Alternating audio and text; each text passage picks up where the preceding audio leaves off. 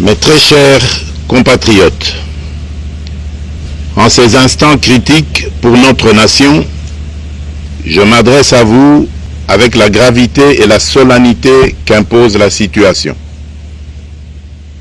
L'Est de notre pays, en particulier les provinces du Nord Kivu, du Sud Kivu et de l'Ituri, fait face à une aggravation sans précédent de la situation sécuritaire.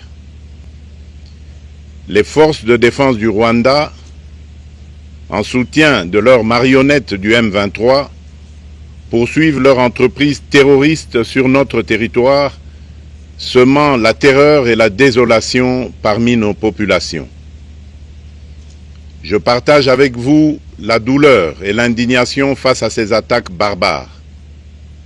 Ces actes ne sont pas seulement une attaque contre la République, mais une offense à l'histoire et à la dignité de notre peuple. En ces moments difficiles, je vous appelle à la résilience et surtout à la résistance. Face à cette situation, permettez-moi de vous rassurer. Une riposte vigoureuse et coordonnée contre ces terroristes et leurs parrains est en cours. Nos vaillantes forces armées de la République démocratique du Congo, symboles de courage et de patriotisme, sont pleinement mobilisées, prêtes à défendre chaque centimètre de notre territoire. J'ai personnellement convoqué et présidé des réunions de crise avec une équipe restreinte du gouvernement, le haut commandement militaire ainsi qu'une réunion interinstitutionnelle afin d'évaluer les récents développements de la situation et de lever les options pour repousser les agresseurs et reconquérir chaque parcelle de notre territoire. À cet effet, j'ai nommé ce 28 janvier le général-major Évariste Somo Kakule au poste de gouverneur militaire du Nord Kivu pour renforcer la coordination des opérations militaires et restaurer l'autorité de l'État. Parallèlement, nous avons engagé d'importantes démarches diplomatiques, notamment au sein du Conseil de sécurité des Nations Unies, ainsi que dans le cadre du processus de paix de Luanda, auquel nous restons pleinement engagés malgré les obstacles. Nous privilégions la voie du dialogue, mais toujours avec lucidité, tout en restant fermement résolus à défendre notre territoire et notre souveraineté par tous les moyens nécessaires. Mais ce combat n'est pas seulement celui des FARDC. C'est le combat de tout un peuple, le combat de notre identité congolaise, afin de léguer aux générations futures un pays prospère et en paix. À tous nos compatriotes, dans chaque province, chaque ville, chaque territoire et chaque village, ainsi que ceux de la diaspora, sans distinction d'appartenance ethnique ou politique, unissons nos efforts. Apportons un soutien indéfectible, moral et matériel à nos vaillants soldats. Mobilisons-nous comme un seul homme pour défendre notre souveraineté et sauvegarder notre intégrité territoriale. Je suis pleinement conscient des souffrances de nos compatriotes qui fuient les hostilités. Le gouvernement est instruit d'activer le plan d'urgence humanitaire pour venir en aide aux déplacés. À vous, habitants de Goma et des environs, je ressens profondément votre douleur qui est aussi la mienne. Elle traverse nos cœurs et nos âmes en tant que fils et filles d'une même patrie. Mais face à cette épreuve, je vous exhorte à puiser dans cette force intérieure qui fait la grandeur du peuple congolais. Résistez avec courage. Faites preuve de vigilance constante et gardez votre calme malgré l'adversité. Sachez que nous ne sommes pas restés inactifs. Des plans de contingence sont préparés pour assurer la protection de la population civile et prévenir toute escalade de la violence. Les dispositifs de sécurité ont été renforcés pour protéger les zones stratégiques et nous travaillons sans relâche pour garantir le fonctionnement des services essentiels. Je tiens à rendre un hommage solennel à tous ceux qui ont payé le prix ultime dans cette lutte pour notre dignité et notre souveraineté. J'ai une pensée pieuse pour le général-major Peter Chirimwami, gouverneur militaire du Nord Kivu, tombé les armes à la main. Je m'incline avec respect devant la mémoire de tous nos militaires et de tous les Wazalendo tombés sur le champ d'honneur. Je pense aussi aux soldats de la mission de la communauté de développement d'Afrique australe, la SAMI DRC, qui combattent à nos côtés, aux casques bleus de la MONUSCO, qui ont sacrifié leur vie pour la paix, ainsi qu'aux innombrables civils victimes de la barbarie ennemie. Leur courage et leur sacrifice ne seront jamais oubliés, et nous portons leur flambeau avec la ferme détermination d'achever leur noble combat. Je voudrais ici interpeller directement la communauté internationale et l'Union africaine. Le Rwanda continue de violer ouvertement et sans scrupule les principes fondamentaux de la Charte des Nations Unies ainsi que les accords régionaux.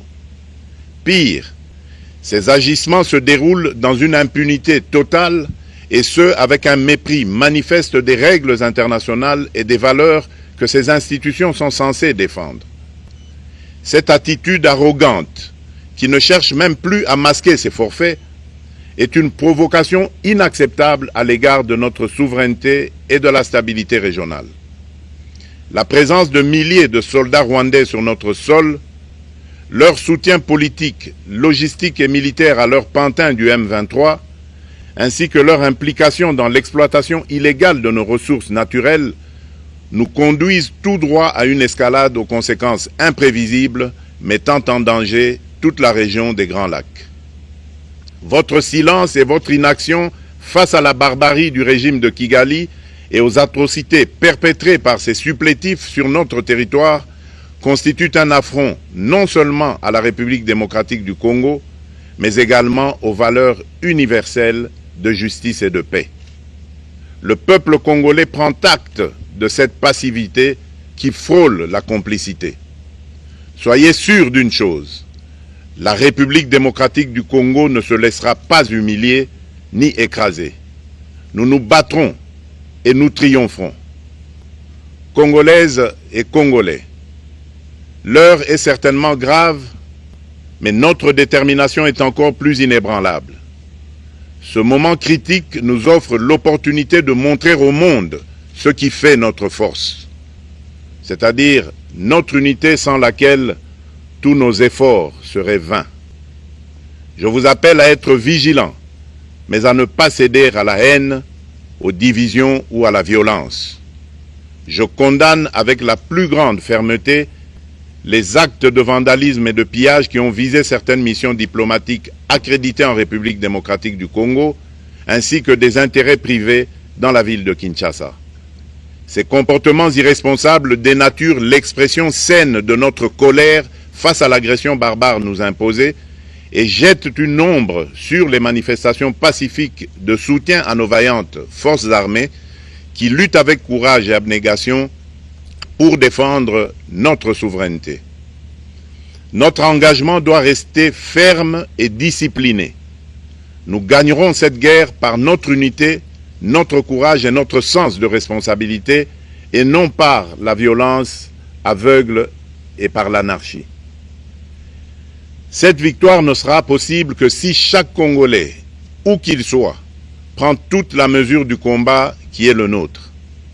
J'appelle donc la nation entière, hommes et femmes, jeunes et vieux, acteurs politiques, opérateurs économiques, membres de la société civile, confessions religieuses, artistes et sportifs à se mobiliser, à faire bloc derrière nos vaillantes forces armées et à contribuer chacun à son niveau à l'effort de guerre.